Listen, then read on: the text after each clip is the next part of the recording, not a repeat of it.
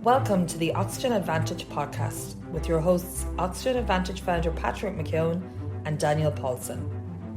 With the Oxygen Advantage podcast, we aim to show how functional breathing is an essential part of a healthy and well-balanced lifestyle. Each episode, we meet experts in their field from around the world and talk about their lives, their experiences, and how they learned the importance of breathing. Join us and get inspired. Get the Oxygen Advantage.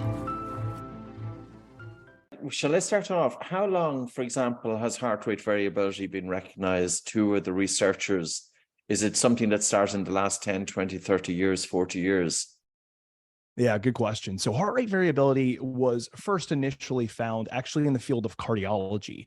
It wasn't termed heart rate variability back in the day. There are multiple stories as to who coined the term heart rate variability. For instance, an individual, Dr. Stephen Porges, very well known for polyvagal theory, was the first one to indicate that he coined the term heart rate variability. What's really interesting in our small circles of psychophysiology is that is debated. Like, is he the godfather of coining that term or not? But what we know is that we found in cardiology, and this was back in the 30s or so, when we really started to see this variance that occurred. Cardiologists were noticing that people who either were about to have a heart attack, were having a heart attack, or who had already had a heart attack had this weird pattern that other people just didn't seem to have when it came to their heartbeat.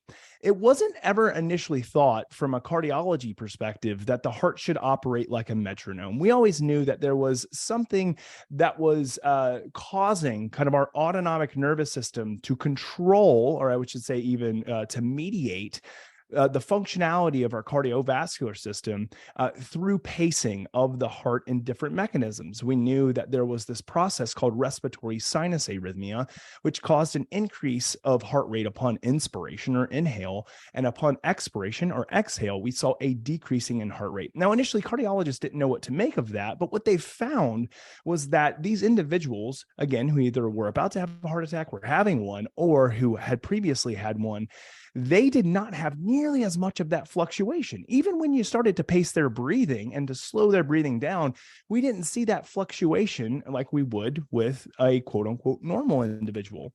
So they started to say, sorry, Jay, to cut across you. So the key seems to be during the exhalation, we should expect a slowing down of the heartbeat, that the time between each heartbeat is going to be longer.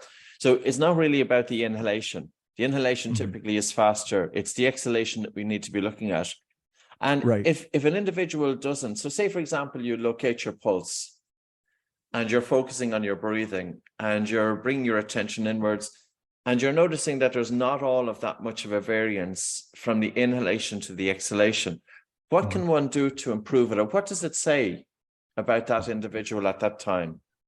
It's a great question. A lot of people who maybe do not have a high level of interoception, which is basically your ability to turn inward and connect with your bodily response, might have a hard time differentiating the small pattern changes in time just by simply, holding their fingers to their carotid artery, or finding kind of their pulse on their wrist or in their leg.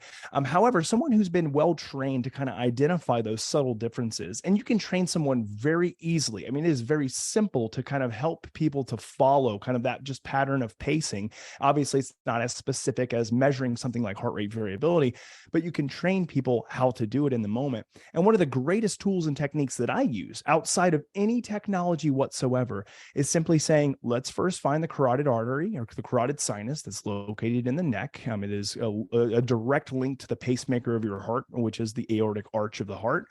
Go ahead and place your finger there. And I want you just to simply feel within your fingers your pulse rate as you inhale. And then I want you to tell me what happens as we extend your exhalation. And what you're going to get 9 out of 10 times or 10 out of 10 times is people say, oh, I felt it speed up, and then I felt it slow down. If they're already in a quote unquote relaxed state when they do that, the feeling or the speed of that fluctuation is going to be much more pronounced. If someone's already experiencing a heightened stress response, then what we'll find is that they'll still be able to identify the changes, but it won't be as pronounced. So the whole goal would be to condition them through breathing how to regulate that response, both in a relaxed state, which is more of like a controlled condition, and then how to do it also when they are feeling stressed. And you and I talk about this all the time, right, Patrick? Is that like a lot of people, they want to train kind of in the moment when they're experiencing the stressor in and of itself. That's better than doing nothing. But however, would you go and train to run a marathon at the marathon itself? Or would you do the work prior to going to the marathon in a controlled condition? And I think that most people are going to admit, yeah, it's probably not a good idea to train while I'm doing the marathon itself. Like I'm probably not going to do very well. But if I train a lot before it in a more controlled condition, well, then hopefully the results will translate to me running the marathon. I'm not quite sure if that answered your question, Patrick. So let me know if I can. Yeah, no, I think it does, because I think it's something hands-on that everybody can test, because some people may not have the technology, but they can get an insight into it. So it's what to expect. Now, you're familiar with what we do, and you've done the training, for example. We use the BOLT score, which is an indirect measurement of the chemosensitivity of the body to the accumulation of carbon dioxide. And when we look at Bernardi's work, and probably that of others as well, Trembeck's in 2017, that there's an inverse relationship between the chemosensitivity of the body to carbon dioxide and the sensitivity of the baroreflex. So could we deduce from this, or is it too much of a push to say that your BOLT score, if it's high, you're more likely to have improved vagal tone versus an individual with a very low BOLT score? Or is that just pushing it too far? No, it's not. One of the great things about it is that currently what we're doing on a research side with my company, Hanu, since we have BOLT built into our application, I mean, you can take your BOLT score as presented just by you and your protocol within our application. And then over time, we can actually look at the different metrics that respond to nervous system functioning and fluctuation and mediation through our application. And we can say, is it true that as people increase CO2 tolerance and chemosensitivity to CO2, as they do that, do we see a direct shift in state change and autonomic nervous system change, but also subjective change, because it's something that we're pulling from our data as well. So I want to speak to the research that comes before what we're doing here, but also what we're doing at Hanu. What we're finding at Hanu is indeed, as people are enhancing their overall chemosensitivity to CO2, or in other words, CO2 tolerance, as everybody in this room is well aware of, we are seeing that having a direct result as in an increase in overall vagal tone, which is representative by a multitude of biometrics that we are capturing, excuse me, but one in particular, which is a time domain indice of heart rate variability, referred to as RMSSD, or the root mean squared of successive differences, which is a mathematical equation that we use to transform a large amount of data into a linear, it's actually more of a nonlinear understanding of the changes that are happening in the nervous system. In other words, what we're seeing is that as BOLT score goes up, this is just put very simply, as BOLT score goes up, heart rate variability goes up as well. Now, one thing that we've talked about before, Patrick, and this is always good for people to understand and realize, is that there are a lot of practices that can help enhance baroreflex functioning, that can actually increase parameters of heart rate variability, that are actually indeed quite stressful on the body. And I won't say quite, I will say semi-stressful on the body, such as doing exercises that might result in a level of CO2 pooling. And what we see is that while they may initially experience a stressor to the body, as represented as a small deduction or a reduction in heart rate variability, we see that the after effects or the rebound effects are not that people return to baseline heart rate variability, but that they go above baseline. The body is starting to adjust to that pooling. We're enhancing vagal tone that's not occurring in the moment. So a lot of times people will do these exercises and they'll say, why did my heart rate variability drop when I did, breathe light to breathe right? And my explanation to them is that during that exercise, we can see kind of the state change that's happening in the nervous system, which is indicative more in the moment of something that actually looks like we're pulling our foot off the brake lever, the parasympathetic lever. However, after you're done and the body relaxes, we see this huge stimulation of the baroreflex mechanism as well as vagal response that increases heart rate variability. So I see this in many practices that actually induce more of a quote unquote stress response. In exercise, in sauna, in cold bathing or a cold plunge, a lot of these things can actually induce what initially looks like a stress response. And if people are monitoring it, they get a little bit nervous because they're like, I thought I was doing this to to relax. But then when you look at the after effects, it tells a different story. So it's almost like kind of like we can use some of these small stressors in the moment that are really intended to help us in the end. They look like stressors because they are stressors and to an extent. And then afterwards, we see a different effect. But one last thing, and then I'll be quiet, is that as the more and more that people practice this, Patrick, the more and more we see that practice in and of itself becomes less of a stressor on the body. We actually see that for many individuals, them engaging in light, slow, deep breaths, while initially, because they weren't comfortable with it, they hadn't practiced with it at first, the body responded in one way during the practice, and then afterwards you see that rebound effect, to where now it's they initially practice it and they immediately see that rise in HRV because the body knows what's happening. It knows what's coming. It says you're doing this for a reason. Maybe initially it thinks you're doing it because you're drowning, like you're about to die, like there's not a lot of oxygen available and ready, so we need to kind of like kick into high gear to save you. Whereas the more and more you practice it, the brain becomes conditioned neurologically to say, I know what this practice is for. And so I don't need to kind of fear that there's a threat in front of me. I'm okay. And then we'll see that rise in heart rate variability. It's very interesting. So say, for example, if somebody here isn't familiar with baroreflex sensitivity, would you mind just explaining it very kind of simply? And also, is it known that when we do a breathing exercise, even if it's a stressor, how is it helping to strengthen the baroreflex? And how is a stronger baroreflex improving HRV? Yep. So there's three questions there. Sure. Yeah. So the baroreflex, put very simply, is your body's natural mechanism for maintaining homeostasis of blood pressure. So in other words, your body is going to try to maintain homeostasis to every possible extent that it can at all times. The problem with this, though, is that homeostasis that you may initially have can change over time and can look not so great. So for instance, let's just talk about blood pressure. So a lot of people naturally born do not have high blood pressure, but over time, it could be lifestyle, it can be stress, it can be, you name it, can cause blood pressure to rise and the thermostat will change. So what may used to be 110/60 is now your thermostat kind of homeostasis point is 140/90. Not a good thing, but your body's always going to try to drive you back to that place. So what the baroreflex mechanism really tries to do is it tries to save your body from going far too much in one direction as opposed to the other direction. It's a negative feedback loop. So here's the loop, and I'll make it very simple so that people can understand. There's two primary neurotransmitters that are mediating this loop. The first one being acetylcholine, and the second one being norepinephrine or adrenaline. What happens is when we when your body starts to sense a rise in blood pressure, and this is done at the aortic arch and the carotid sinus, there's these special receptors called baroreceptors, and there's stretch receptors.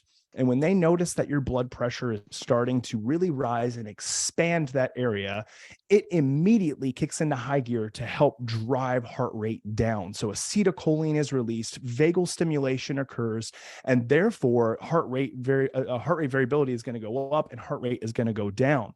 This is and it's about a 5-second loop. So basically what happens is that around 5 seconds after the experience of increased blood pressure, you'll see a dip in heart rate afterwards. How does this relate to breathing? And the same thing, I should start before I relate it to breathing.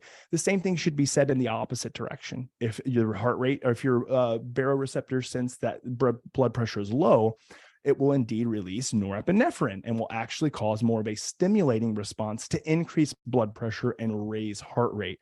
All of its intention is to help with stabilization of blood pressure and stabilization of your cardiovascular system. That's what the baroreflex mechanism is for. So this is one of the interesting things, Patrick, because one thing that I like to mention is that while it is indeed true that if we're thinking about relaxation, we really want to focus on an extended exhalation, the increase of your heart rate upon inspiration is actually very important. I won't say necessarily that it's equally important, but it is one of the things that can help stimulate that baroreflex response. Now, does that mean, and I always like to give the example, that you should do a strong gasping inhale No, absolutely not, because you can overstimulate that response and you will have what we call a vagosyncope response, which people will get very lightheaded and you'll pass out.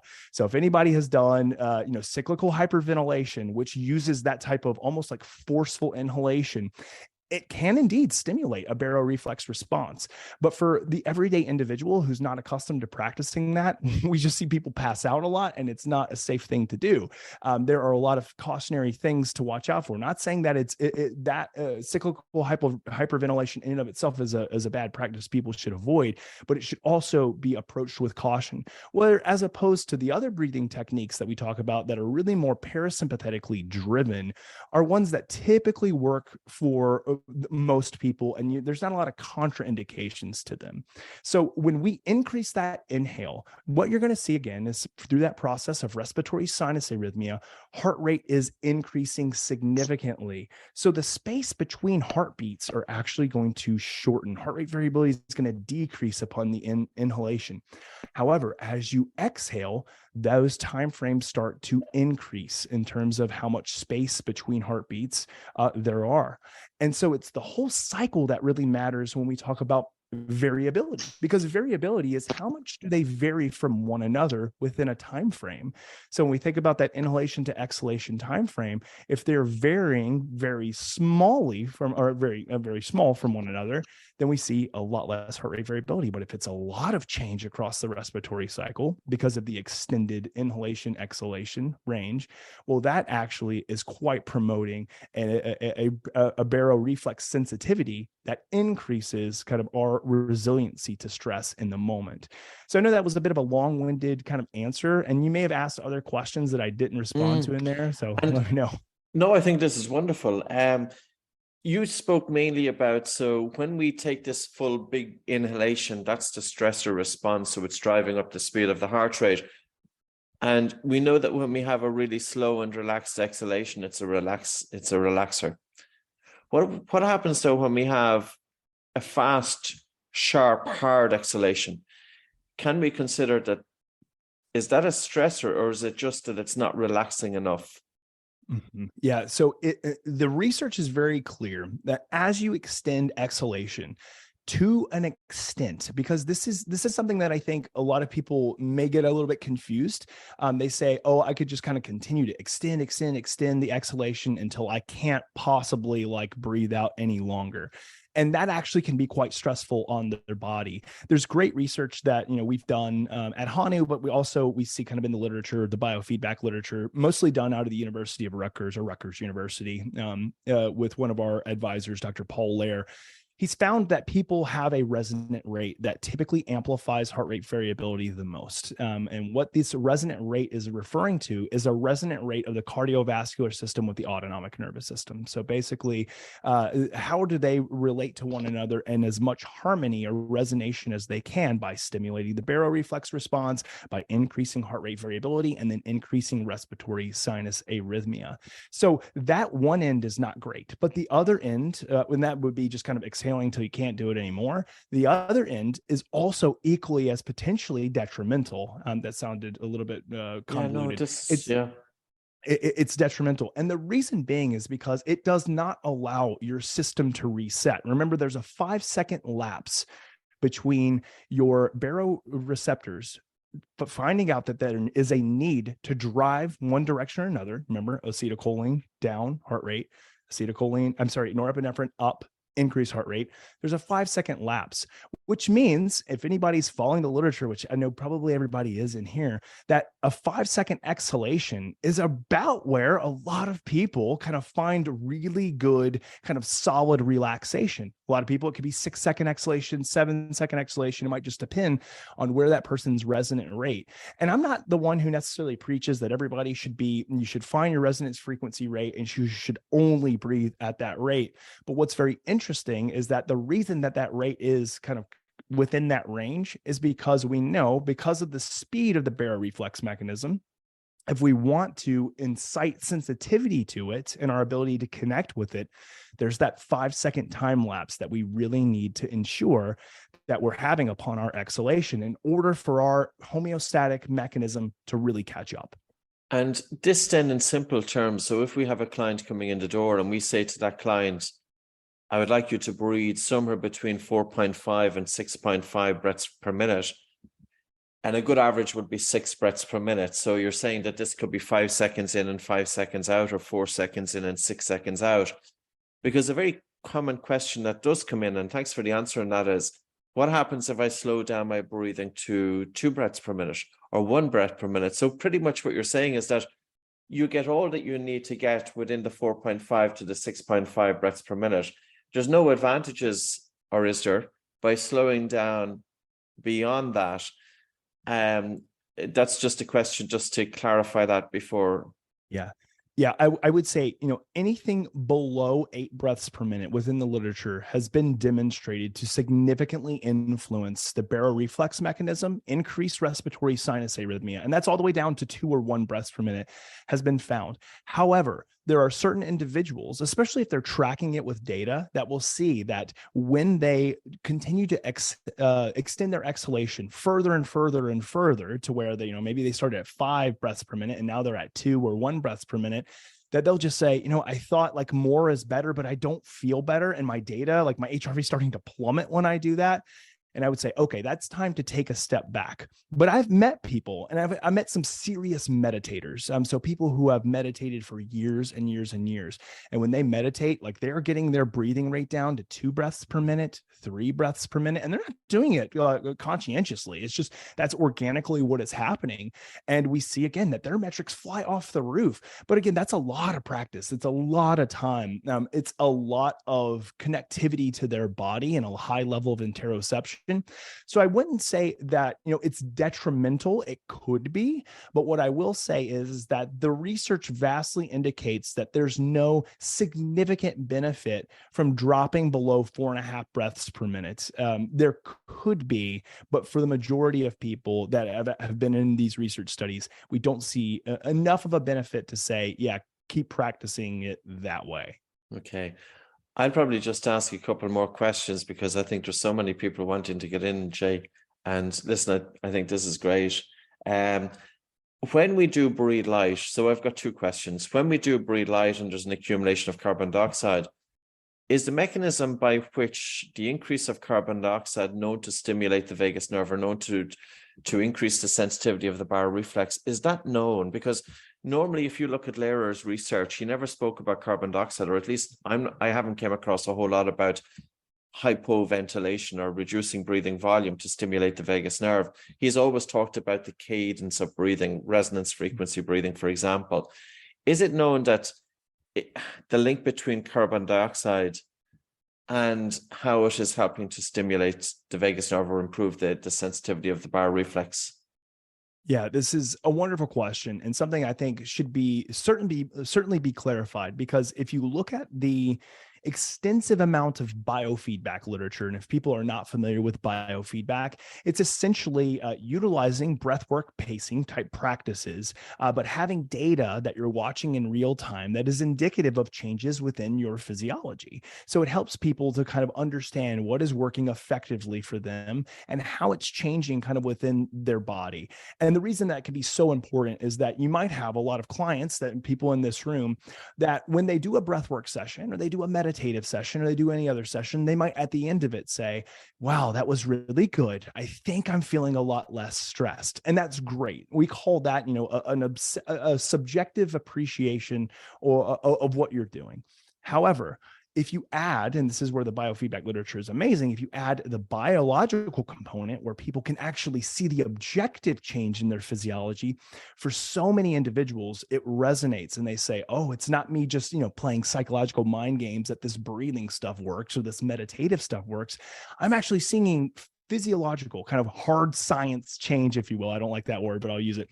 Hard science change. And that brings people back in because they're like, yeah, I see it. Like it's clear as day. It's on paper. I have the data. I can play scientist here. The reason I say this is because the one big flaw that we see in so much biofeedback literature is that they pay attention to the data. It's not a flaw necessarily. It's just, that's what they do. And when I say they, me, I mean, I'm a board certified psychophysiologist. I'm a psychologist in this area who has basically all the certifications you can in this area. So I've been doing this for many, many years. So I was right a part of that crew. But the main thing we focused on was resonance frequency, which is a focus on cadence. It is a focus on pacing.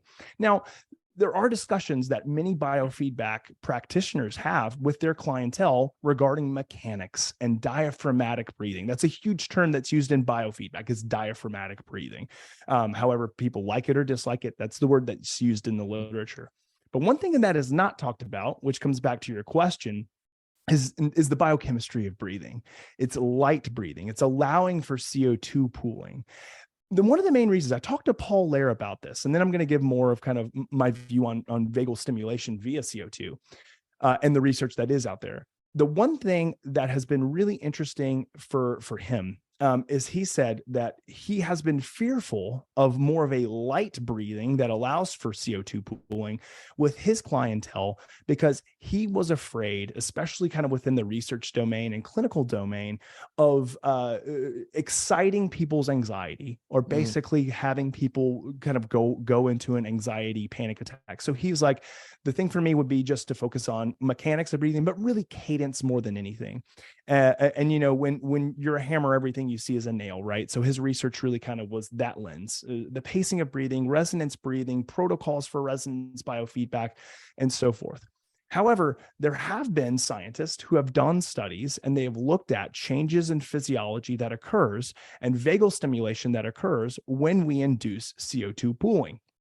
And the main metrics that we're using here are looking at a couple of things. Number one is multiple metrics of heart rate variability. That's our single greatest non-invasive proxy for the state change that's occurring in your nervous system.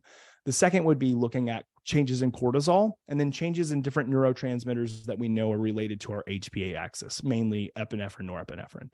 When we've seen these studies happen, what we notice is that for a bulk majority of individuals, very much similar to what I mentioned earlier, these individuals will initially practice, and we see a bit of an opposite response, which is more of like a stress response when they first practice it. Well, why is that? Well, it's very novel to people, right? They have become accustomed to thoracic chest breathing, where they're taking in as much volume of air as they can, spitting it out. And if they're stressed, like they're breathing really rapidly and really heavily. And so for them to change into where they feel like, oh man, I'm gasping for air, it can cause some initial anxiety. But what we see though is that the more and more they practice it, the more and more we see a high correlation between CO2 pooling and someone's, let's say, very similar CO2 tolerance or BOLT score with the stimulation of other vagal biometrics, heart rate variability, and more specifically, the different frequency domains of heart rate variability, more specifically, high frequency domain. So the answer, that was very long-winded, but the answer to that is yes, but it can take time, which is why I always warn people with a caveat that if you're tracking data initially with these types of practices, like breathe light to breathe right, the problem that can occur is that people think, oh, this is bad for me because initially it looks like it's causing me stress. I always come back to, what do you think happens when you go and you exercise? What do you think happens when you go and you sit in a sauna, or you do a cold plunge, or you fill in the blank? A lot of these do initiate stress. But then when you look on the tail end and you look on the back end of what that does for reparation of your nervous system, well, that paints a whole different picture. And that's because what you've done is helping one-to-one with vagal stimulation. And the more you practice it, the more the body is becoming accustomed to that CO2 pooling. It sees it as less of a foreigner and actually much more as a friend. And that initiates vagal stimulation, as represented by increased heart rate variability during the practice. It's very interesting. I can understand it from Lair's point of view, because I'm assuming that he would have been working with people who had trauma, people with panic disorder, and they can have a heightened sensitivity to carbon dioxide. So when he begun the practice with them, that it would actually put them into a panic attack. And that's where it's so important to go very, very gently. My last question for the moment before we turn on the chat, or we look at the chat, and I'll go through the questions with you, is at what point does a stressor become too much? So say, for example, we're talking about breathe light, but we also do breath holding. And the protocol: breathe in, breathe out, hold the nose, and walk or jog while holding the breath. It's quite a stressor. What is that going to do? Again, is it similar to the breathe light, or is it not going to have any impact? Yeah, this is another really good question. The one thing that you have to understand, everybody here, is when you do these practices that stimulate more of a sympathetic response, and maybe even more so a parasympathetic withdrawal. A sympathetic response is really going to be initiated more strongly when you are experiencing something really rapidly acute. Most people don't have significant sympathetic responses throughout their day. They have more parasympathetic withdrawal that feels like kind of a stressor. But if somebody cuts you off in traffic and you throw on the brakes and you kind of hold real tight, a lot of times that's the sympathetic nervous system kicking into high gear. It's saying, speed up the brain, speed up the heart rate and get oxygen to the brain. Like, let's save ourselves. And the reason I say that is because all throughout your day, you're going to experience stressors that are going to manifest in changes in your physiology and changes in your biometrics. It is not that you do experience them, because let's just go ahead and paint that as inevitable. Those are stressors. But it's how well are you recovering, and how much control, how much volition do you have over your recovery? So for instance, when you're engaging in any type of exercise, it can be, and I'm not talking about physical exercise, I'm talking about a breath work exercise. You kind of fill in the blank, but we use, your breath holding and walking exercise. You might see that initially, heart rate's going to go up. Heart rate variability is going to go down. That is indicative that your body is experiencing taxation on the nervous system. Not a bad thing. So I'll paint that there. Not a bad thing. But does your body recover quickly and get back to quote unquote normal baseline, or does it stay there? Here's the, for instance, Patrick, with individuals I've worked with, and we've done research studies with that have PTSD. We have found that these individuals, while their baseline is a little bit lower than kind of the quote unquote normal individuals, their heart rate variability doesn't look that different. Their heart rate actually doesn't look that different until there's a trigger in front of them. And if there's a trigger in front of them, then all hell breaks loose. And when we talk about a heart rate variability and heart rate variability that drops, we're not talking about drop and then comes back up to baseline after they settle. We're talking about drop and it stays down. Because for them, if the threat has happened, if they're like, it's there, they're triggered, then it's going to take a while for them to recover unless they've developed that level of good, high quality self-regulation. If you're noticing that you're doing a practice and you're wearing, let's say, a monitor, we'll throw in Hanu. If you're wearing a monitor and you do a practice and you see, heart rate variability has dropped below baseline. Okay, I won't say, I'll say that's what happens. Mm-hmm. But now it's not recovering. Like, it's staying there for 30 minutes, an hour. Your nervous system has said something happened to it, and I'm not so sure I like it. The great thing about that is you can train resiliency. Even if you see that to happen the first few times, it's not inherently bad. It can be if it continues, but the whole goal would be to continue to train. But if you find, man, I've really put in my due diligence and my effort in training this response, and my body's just not responding to it well, and subjectively, I also don't feel very well when I do it, well, that's when I would say kind of take a step back. Maybe let's try something different or a different type of practice.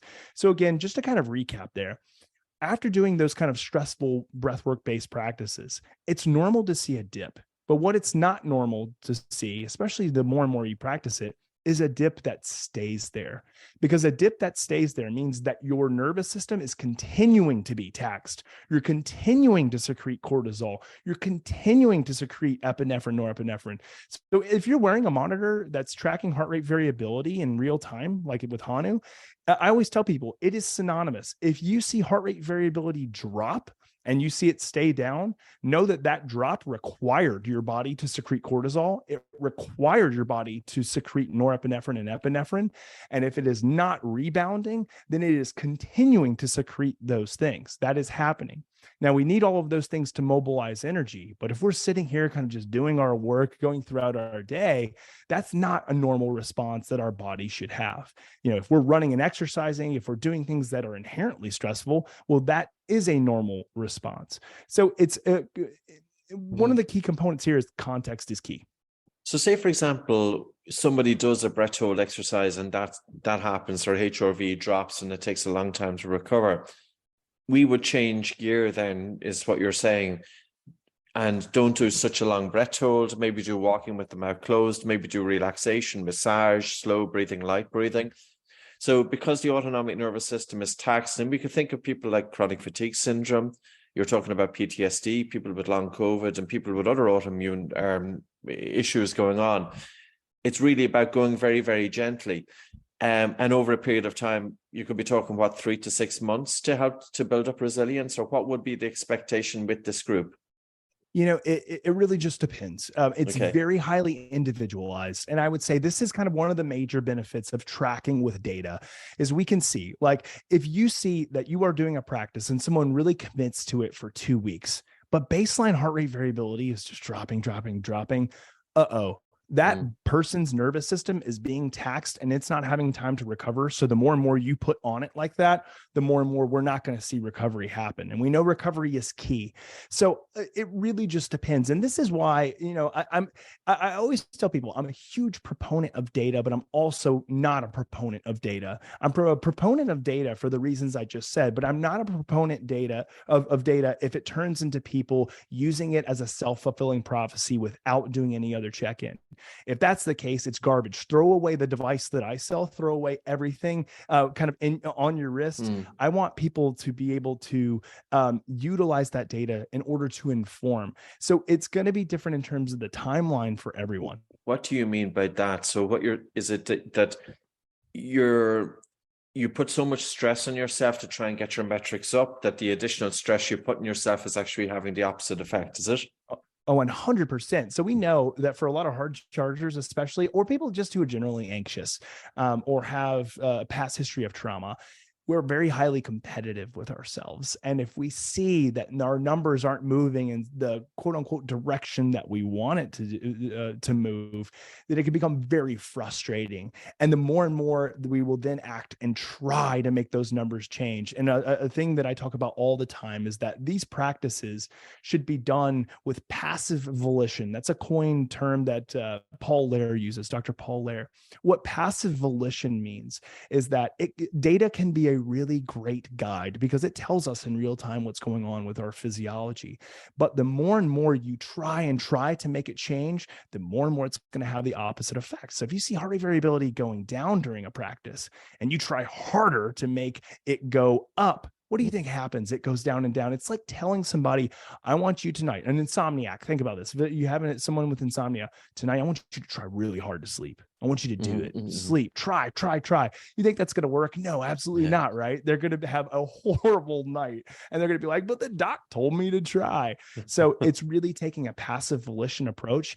And if the data is working against you because of performance anxiety or because you're trying to make it change, then I would say, throw it aside. Don't throw it away. Throw it aside and come back to it. Really, the goal here is learning how can you self-regulate. The data is to help with self-awareness, and it's to instill good conditioning and behavioral habits. But what's most important is truly learning how to take control and use your nervous system to your advantage at any time, at any place, under any condition. Yeah, it's wonderful. I'm going to go to some questions. So many happy returns to Sandy. Thanks very much, Album. So Kathleen Wade, would you say the baroreflex is modulated equally by the sympathetic and the parasympathetic systems? 100%, 50-50. Yep. That's 50-50. Yep. Okay. Yep. Depending on the person. So the whole role is that if these baroreceptors sense that the blood pressure is heightened, indicating that you are activating more of a sympathetic response, its goal is to then help regulate by stimulating your vagus nerve. So your 10th cranial nerve is stimulated via the neurotransmitter acetylcholine, which helps to reduce heart rate and reduces the firing of the neurons within that fiber. And then the opposite happens, again, if it sees blood pressure too low. And a lot of people don't think about that, but that can happen quite often. Most people who have anxiety, even if they have high blood pressure, can have these really low drops because of malfunctioning of the baroreflex mechanism that can cause people to feel fainty, to feel lightheaded, to feel like they're really off. And you would say, well, I thought you had high blood pressure. And it's actually high blood pressure that's actually driving a lot of the vasovagal syncope that people can have when they're experiencing that lightheaded or that withdrawal. Okay, thanks, Jay. From Alexia, can you name the research literature? Is there anywhere they can go? Do you have something on your website in terms of references? We have, so like on Hanu Health's website, we have a ton of articles that we've written that has, so, I mean, every single article that we've written is packed with literature. If you are, a lot of the literature that I've been talking about today is actually coming from Dr. Paul Lair out of Rutgers University. So if you look at his literature or his research published studies in the applied psychophysiology and biofeedback literature, just look up Dr. Paul Lair's name and you're going to see over 100 publications in this area. We don't have them listed on our website. We have him as, one of our advisors, but he is that's like the go-to, because what I love about him is it's the seminal research in this area on utilizing heart rate variability as a biofeedback mechanism, but also he is an individual that over time, because of the findings in the research, has been willing to change his viewpoint, which, if anybody knows academics, once you kind of find yourself in one domain and you've made a claim and a statement and you have research to back it up, you really only kind of engage in confirmation bias. And I'm being a little bit facetious because not everybody does that. But what I love about him is he's being willing to say, yeah, the research we did back in the 60s, we found what we found, but then we found another variable that's actually something that we never considered, that you should consider, and actually makes a significant difference. So Paul Lair's research is phenomenal. And that's L-E-H-R-E-R. Yep, L-E-H-R-E-R. You got it. One from Tara Bianca. Jay, I heard you mention vasovagal syncope. So when working with clients who tend to have this response, would you say that HRV and biofeedback training can help them to avoid these fainting spells? Would improving vagal tone in general help to mitigate their symptoms? Yep. Let's explain what vasovagal syncope is and how it happens. Basically, for the layperson, that's fainting. That's what fainting is. What fainting is when someone experiences kind of a heightened stress response. So let's say someone has an extreme phobia of snakes. They walk out their front door and all of a sudden there's a rattlesnake who coils up, they get big and starts rattling, and they pass out, which is probably not the best place to pass out right there at a rattlesnake. What's happening within their physiology? Complete dysregulation of their baroreflex response. Heart rate goes up crazy fast. I mean, we're talking about maybe their heart rate was at 70 and it just went to 140 in a matter of 2 seconds, which can easily happen for someone who has this type of phobia. It's more of an extreme example, but it is there. When the baroreflex mechanism senses that, it immediately says, uh-oh, this is not good. Fire the vagus nerve like you've never fired before, because if you don't, the heart rate's going to go up to 400. And because of that, boom, person falls over, they faint, and we're in big trouble. They hit their head, whatever. It's not good. So the question here is, can we use heart rate variability biofeedback to strengthen that response? And the answer is 100% yes. The studies that have been done on this are really incredible, because what we've indicated is that we can, just purely from biofeedback, and I'm not saying that this is a panacea, right? This is not like, oh, it's a cure-all. You can use biofeedback for everything. Please do not mistake me saying that. But what we do have is really high quality literature over the years that demonstrates that as you engage in training the nervous system to respond at will, that training or conditioning becomes reflexive. And when I say reflexive, I'm talking about how it becomes a reflex naturally, so that the body says, I'm going to be able to control without me conscientiously having to think about it. So people who have phobias, people who have PTSD, we have seen that while that trigger is still going to cause a stress response, it may not cause as heightened of a stress response that would overly activate the baroreflex mechanism that results in a fainting or a syncope spell. So we've done it a lot with individuals. Again, I'm not saying this is the cure to vasovagal syncope. It may require some level of medication and changes in nutrition. A lot of people who pass out drink way too much caffeine. So there's a lot of other variables there, but it can be extremely effective. Yes. Okay, great. Is there any specific breathing pattern you would recommend while measuring HRV on a daily basis? This is another really good question. It depends on why you're measuring, and it depends on how you're measuring. So for instance, there's a lot of great applications out there that just do what we call spot check measuring, or it's basically kind of there's a start time and there's an end time.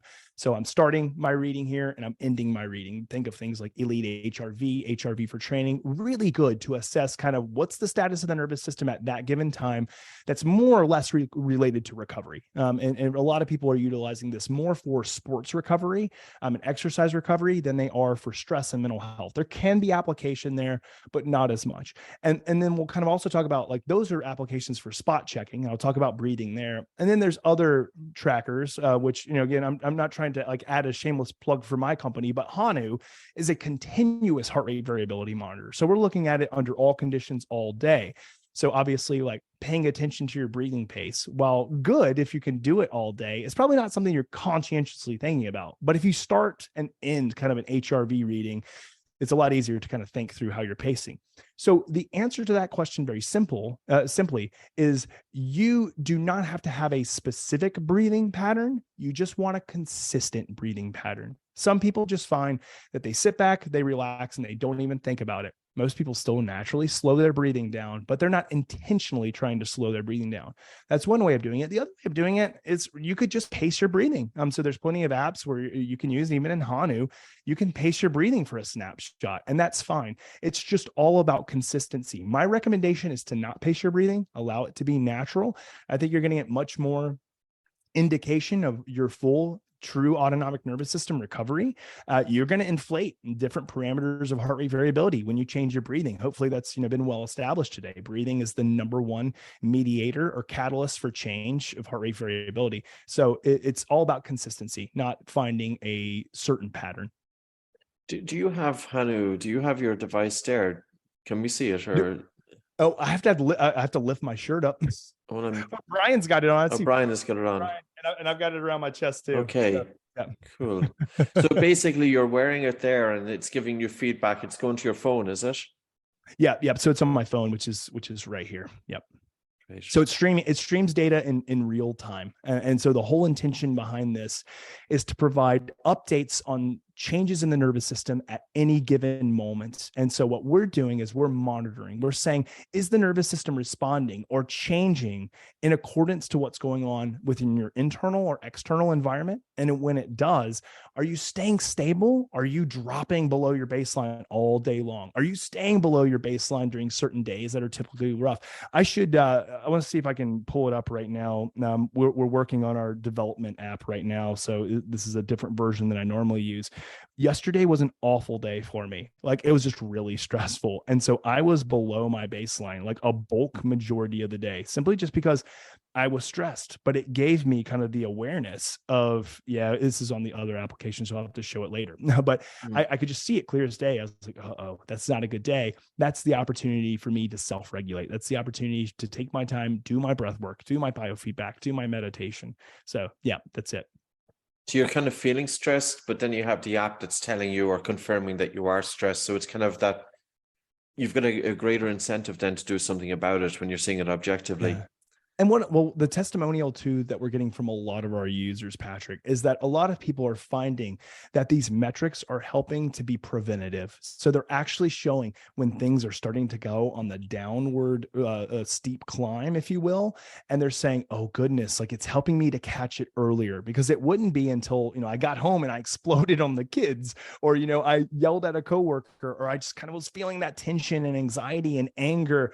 And so our hope and goal behind this app, and what we're putting a lot of our time and effort into, is developing algorithms that can help with the early detection of changes in your nervous system, so that we can stop the vicious cycle from unraveling. Because a lot of people, unfortunately, hard charge throughout their day, and they don't realize they're stressed until it's too late. And they look back and in hindsight, like I did some things, said some things maybe I shouldn't have. I don't feel so good. So if we can stop that vicious cycle before it spirals downward, that is our mission at Hanu, because I truly believe that is going to help people to really take back their mental well-being, is becoming more self-aware of these nasty, nasty cycles of anxiety and stress that lead to people feeling mentally, just mentally off. And then also learning, like, what can I do about it? How can I self-regulate in this moment? Well, some people aren't very good at bringing their attention inwards. From Alexia, what's the difference of the exhale with the nose and mouth? So if you breathe out through your nose versus out through your mouth, vice versa. Yeah, it's another great question. And because a lot of the literature in biofeedback is convoluted with what we call pursed lip breathing. So it's an inhalation and then you exhale through pursed lips. And basically the intention behind it is to slow breathing down. While I think that can be a really good start for some people, I still always recommend that people largely try to go to just a full inhalation, exhalation from the nose. The literature aren't clear that there's any distinctive heart rate variability advantage, but I think there's a lot of translative advantage to just simply breathing from the nose as much as humanly possible, even within these practices. If you're using pursed lips to extend your exhalation, which if you want to see what that looks like, it's just, and you'll see that in biofeedback literature and biofeedback videos, you're just slowing down the resistance of air exiting, right? Well, your nose does it for you. That's why I always just say, go for the nose if you can. No doubt about it, like not even in question on the inhalation, but on the exhalation, I still think it's a good best practice to go with the nose. Yeah, it's very normal. A question from Pete. I'm not sure if I actually got the question. So an instructor I know who worked with Buteyko for 20 years gave 90 breaths per minute. Any comment on this? That's extreme hyperventilation. Yeah, 90 breaths per minute. I would be nervous. I think what he's meaning is that it's a flicker of air in and out. So these aren't full tidal volumes.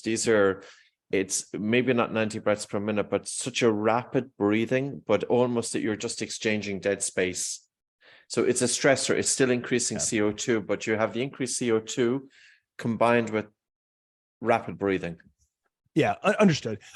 For me, I would say that I cannot speak intelligently to how that affects nervous system change. I could only provide my hypothesis on it. But what I can do is I can try it right after this and I'll send out my Hanu results and say, this is what happens, and then look afterwards. But yeah, I would imagine, just kind of my guess is that initially that's going to cause, a pretty heightened sympathetic response, because that is very abnormal. Obviously, that's not what people, how we evolutionarily breathe. However, it could very well be that induction of CO2 pooling can then increase a vagal response. It may very well be. Interested to try. I've never done that. It's an exercise we do commonly enough. Jody, I'm not sure how to answer your question, but the meeting is recorded, so you will get access to it. From Kathleen Wade, I recently met with Laurent Schmidt, who spoke to me about the 4.5 to 6.5 ratio. He recommends 2/3 of resting breathing rate from his own research. So 2/3 of the resting, you would agree with that? So it typically ends up being kind of close to that range when you look at 2/3. A large bulk majority of people are breathing 14 to 16 breaths per minute. So that puts that pretty close to that range, maybe on the lower side of that range. I would say that the research that we do have that is just standing the test of time is that you have a resonance rate that is going to amplify your baroreflex sensitivity, RSA, and heart rate variability the most. What I always say is that there is a difference between what is helpful and what is optimal, right? So in the research of heart rate variability for resonance frequency, we're talking about optimization. But when we talk about what is helpful, is reduction of breathing cadence, at least. Obviously, changing in mechanics and biochemistry is extremely important.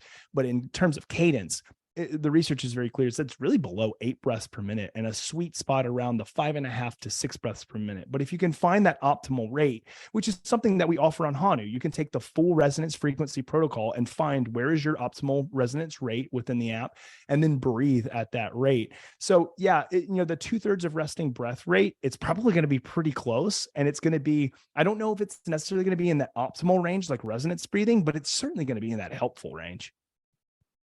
It probably makes some sense, because if you have an individual breathing a respiratory rate of 20 breaths per minute, instead of trying to bring them from 20 breaths all the way down to 6 breaths per minute, just give them 2/3. So they're breathing maybe about 13 breaths. So they get used to that, and then bring them a little bit more as they improve. So from Michelle, yes, it works so well with responders using HeartMath's tool. From Angela, how reliable is HRV regarding daily performance, respectively, immune system and vagal tone?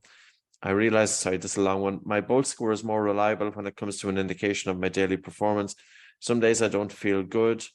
My Bolt score is low, but HRV is good, and it only goes down 1 or 2 days later. So what she's saying is that the Bolt score may be low, but her HRV, even though, she doesn't feel good, her Bolt score is low. So her Bolt score is telling her she's not feeling good, but her HRV tells her 1 or 2 days later. So I feel there's a delay. So that's from from Angela.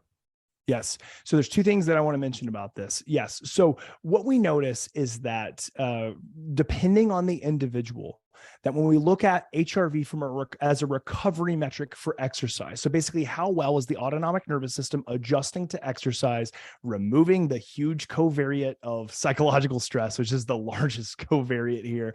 The one thing that we realize is that for many individuals, it's not the singular day reduction in HRV that is the most concerning. It is the trend that is concerning. A 1 day of low HRV, and I know this doesn't exactly relate to Angela's response, but I'll come back to her specifically, but I think it's very important for people to hear. 1 day of a reduction in HRV is not as much of a cause and concern. 2, 3, 4 days of a downward trend, the nervous system's having a hard time keeping up. It's really taxed, and you've got to do something different. Now, in regards to this specific question, that same principle applies. It may not be that 1 day after, let's say, a hardcore workout, you see a huge reduction in heart rate variability. You may actually see a rebound effect. The nervous system may say, that was tough. I need to kick into high gear and perform in order to relax and recover the nervous system. And other metrics maybe that are related but are not the same, let's say Bolt score, you may see a different picture. And it could very well be that heart rate variability is not the most reliable thing for recovery at that point in time. But again, keep in mind that when you're looking at heart rate variability from a wide variety of applications, you're looking at a snapshot in time. So you're looking at a start, you're looking at a finish. And when we have a start and when we have a finish, and that's all the time frame that we have, well, that's really giving us just kind of a tiny piece of the picture. But if you're wearing a monitor, let's say all day around, and you're watching what changes, what happens, are you dipping in and out a lot more than normal? Well, even though your baseline may be hovering around the same, but you're having these repeated drops in heart rate variability, these fluctuations, that means that your nervous system is a lot more sensitive to taxation that could have come from the performance that you had the prior day. So I would say that context, again, is key here, but also too, the one thing that Angela points to that I think is very important here is that you have to utilize your experience subjectively, and then also with other metrics outside of heart rate variability as a good kind of all around holistic view of recovery. Great. Thanks, Jay. Sorry, 1 second there. Kathleen was talking about a device that you would recommend. You're going to be familiar with Hanu Health. How would people get Hanu Health if people are wondering what's your website or how do they purchase it? Can you give us an idea of cost as well, just so people are a bit they're informed? Sure. Yeah. So hanuhealth.com. So you go to HANU. If you're wondering what Hanu stands for, Hanu is Hawaiian for breath, because that's the core feature of our therapeutic. Obviously, we're continuously monitoring people's stress response, but our core therapeutic for self-regulation is always going to be breathing, because it's the most single readily available tool that we have.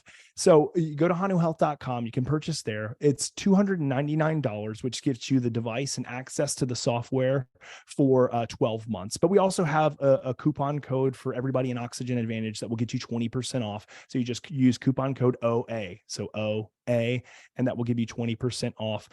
And so the whole intention behind this, and I like to always kind of mention too, our company is, only 12 months old. So we're a brand new company. And a lot of what we have right now in our app is very data driven. But the one component that we're really working on is helping to drive more more insight and more direction. So the big thing that you'll see kind of within this year is helping you to create more of a tailored, personalized roadmap, both in the way that we notify you when we see kind of these distinctive changes, but also here's the things that are working for you that we think are going to be more beneficial for you to do. Here are the other aspects of mental well-being that we really want you to focus on. So we think it's going to be a really good all around, instead of it's not an HRV monitor. We use HRV. It's a mental health device and platform that we're making. But hanuhealth.com, code OA, and that'll get you 20% off of the platform. Great. Thanks, Jay. Jay, how are you? Do you have a fixed time to stop? Just putting. I have a meeting right now, but it is not imperative that I be there. They know that I'm doing this, and this is very, very important. So I would say I could probably go like maybe another 10 minutes. Okay. You're happy enough with that? We'll go with that because there's quite a few questions. Yeah. And from Joe, Jay, how well are your clients sleeping, and you helping them improve their quality of sleep? So maybe the question here is, if you have a client who's mouth breathing, does it impact their HRV? Or if they have sleep apnea. So how are you approaching this? Are you tracking their progress? So can you track progress of HRV wearing the strap during sleep? You can. We don't recommend that you do it. We just say wear the strap during your working day. There's a lot of really great devices out there that are very sleep specific. Think Aura, Whoop's really good at sleep tracking as well. We tend to use more of them. And the reason being is because they're going to give you really good optimized sleep staging and sleep advice. So I think that is where I would go. But what we do see though is individuals who have worn it at night, because you can. I mean, you very well can do it if you want to. Who tend to be more mouth breathers, maybe who they're not using mouth tape, or maybe they have OSA, because we have plenty of individuals who have OSA who use, and that's obstructive sleep apnea, that use our device.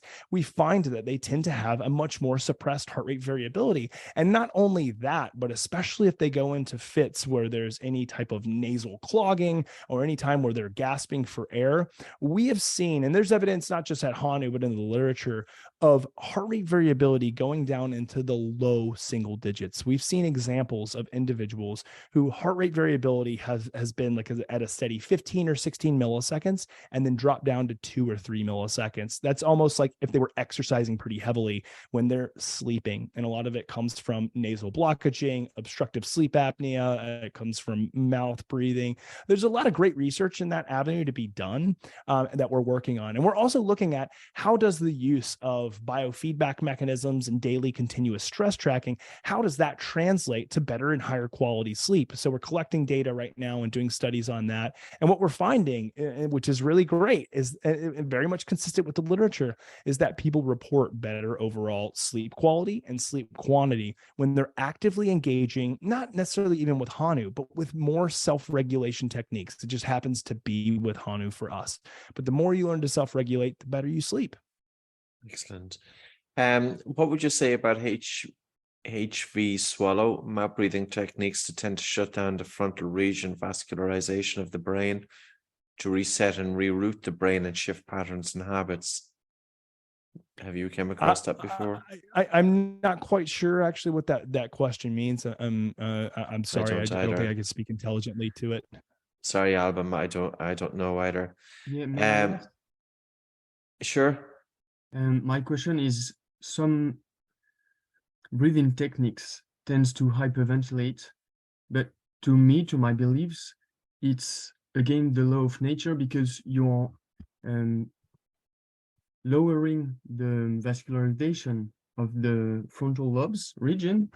And so instead of rebalancing in first move, you are just debalancing it max and then trying to rebalance it. So is it better to hyperventilate to tend to hormetic response, or to do slow LSD breathing first, because it's more in a physiological straightforward approach. Does it make sense? No, not really. Sorry, and I'm trying to get my head around it as well. And I'm just conscious, I'm so conscious that we only have Jay for a few minutes. Okay, so I'm sorry, would you mind if I passed? Thank you very much. Yeah, sorry. From Kathleen, we might keep the answers short now, Jay, if that's okay. We'll get through more questions. Yeah, let's do it. Rapid fire is good. Vasovagal syncope, dorsal horn driven. Is it dorsal horn driven? From Kathleen? I'm she's talking about dorsal, like vagally driven, which is more of like a polyvagal theory, sympathetically driven type of state. And no, it's mediated by both branches of the autonomic nervous system. And I should say the third branch actually plays as well, which is your enteric nervous system or your gut. So it's not just sympathetically driven. From Melbourne again, could you tell us more about cold exposure and TCM, internal cold health factor, that can affect physiology? Yeah, so cold exposure been well documented as a great mechanism for hormetic stress. Given the person, I mean, it's always individual. I'm not saying that cold exposure is helpful for everybody, at least initially. There may need to be some qualifying and some training, especially if they have hypertension or hypotension, something you have to worry about with sauna as well. But what we see very clear in the literature, more so on the heat exposure, but we're starting to see this in the cold exposure literature as well, is that the stimulation of your vagal response post doing those types of training mechanisms is pretty significant. And again, it depends on the person, but I see it pretty significantly with our Hanu users and also with myself and in the literature. Yeah. So you're saying dip the toe into the water instead. Lenora, it looks like you're wearing an Oura ring, Jay. Can you speak to that as well? Yeah, I love my Oura ring. You know, my Oura ring, my Whoop band, more specifically my Oura, is something that I use more at nighttime. It doesn't provide a ton of inherent value for me during the day, but for sleep staging, for helping me with overall, sleep windows, sleep quality, love to use it. I think it's very complementary with what we do at Hanu. Hanu is a mental health driven, data driven mental health operating system platform, whereas Oura is a sleep platform. They have other areas as well, but they're sleep. And I think that the pillar or foundation of high quality mental health is sleep. So I love it. And from Angela, does your application also work with a Garmin chest strap or Garmin watch? Yeah, it's a great question. Our big goal here in 2023 is to be completely 100% brand and device agnostic. We want to build on everything. Now, our device will look very different depending on what you're wearing and the quality of data that we can give. Right now, no, we're just on one singular device. However, we are moving to other devices very, very rapidly. And the whole goal here is for you to be able to not have to buy a new device. You can just use what you have because so many people already have, an Apple Watch or Garmin or Fitbit or Polar or whatever it may be. Our goal is to drive not having just to sell software and a platform, not have to ship out devices. You just use what you got. From Brian, just add humming to slow the exhale instead of pursed lips. You can do it. Can the device detect positional changes? From Kathleen? Yeah, and I assume they mean like movement. And the answer is yes. We are working right now to build in kind of more high level detection of position and movement, because that plays a huge factor into your stress response. Anytime that you're actively moving, you're mobilizing energy. And so therefore, heart rate variability is going to drop, heart rate's going to go up. But that right now has not been a core feature of the app. We're building it in kind of as we speak. Okay, I'll just leave it to the last question. And are there charts outlining target HRV? Do targets change by age or gender? Or is it just about establishing a baseline and improving from there?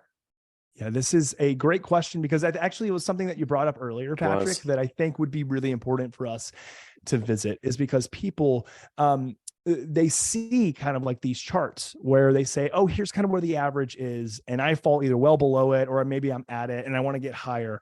And a lot of people concentrate on trying to increase heart rate variability as much as they possibly can. The huge downfall to this is that we are missing the main point of what heart rate variability is telling us. Number one, it's not a vanity metric. Number two, it is not a metric that should be compared to anybody else. It's very individualized, because the literature is also very clear that the key component that differentiates people's heart rate variability, or is the thing that is most responsible for baseline heart rate variability from the get-go, is genetics. Genetics is key. We've seen studies where they found that outside of people's health status, regardless of their health status, that people who share the same genetic makeup, so think siblings, think, parent-children relationships, they tend to have more similar heart rate variability than they do dissimilar heart rate variability, even if one's health is great and the other one is awful. What is most important when it comes to heart rate variability is using it for two different things. Number one, using it as a proxy to watch changes throughout the day. We have even debated this. I don't think we're going to do it because I think we'd have a lot of people who are not too happy, and I probably wouldn't be too happy with it. We've had the discussion of when we show charts of heart rate variability, not showing any numbers, just showing you here's where you should be, which is your baseline range. You should be within your baseline range. And here's when you're coming out of it, here's when you're going above it, and here's where you're in it. And we've debated that idea, but I don't think a lot of people would be happy. They're like, no, I want to know the specific number. And the reason being is because a lot of people get hooked on this idea that it's got to be a certain thing. Now, there are indications that there is such a thing as having a low heart rate variability, but low is relative to you. And also low is really only been found in the studies to demonstrate someone who that you can compare it to when they are at risk for cardiovascular disease because they've already had like some cardiovascular incidents. So that's my long-winded way of saying, but I think it's really important. My long-winded way of saying is that those targets by age and by gender are for like research purposes only. They're essentially useless. What's most useful is kind of knowing, just like CGM or blood glucose, how much variance is occurring throughout the day, and how well can you use heart rate variability as a mechanism to show how well you're self-regulating. Because if you can enhance heart rate variability by 50, 60, 100% in a matter of 30 seconds, I'd rather have that than a heart rate variability that on paper looks really great. 100 or above may be like, oh, that's my target. I'd rather have the person who has a 50 but can raise it to 100 as opposed to someone who has 100 but can only raise it to 103, 104. It's amazing. It's being really informative, Jay. I think so many people I didn't even introduce who you were, so I'm glad that you listed your credentials halfway through. I knew you had so much information, so I wanted to get the ball rolling. So for people to look more, your website again, it's Hanu Health. Yep, HanuHealth.com. Follow us on Instagram, follow us on Twitter, other places as well, at Hanu Health. We are going to put out a lot of content. Obviously, the Hanu Health podcast, you listen to Patrick and I, we have other guests as well. So we put out a lot of information on autonomic nervous system functioning, stress resiliency, breathing, heart rate variability. And really our goal is just to make it as easily packaged both for you and for your clients that you have, so they can learn something and implement, some golden nuggets here and there. Well, for everybody, thanks very much for joining. This recording will be available from the training portal, and a special thanks to Jay. Thank you for listening to the Oxygen Advantage podcast. If you liked what you heard, please subscribe and maybe take the time to leave us a review. The Oxygen Advantage podcast is available from all your podcast providers.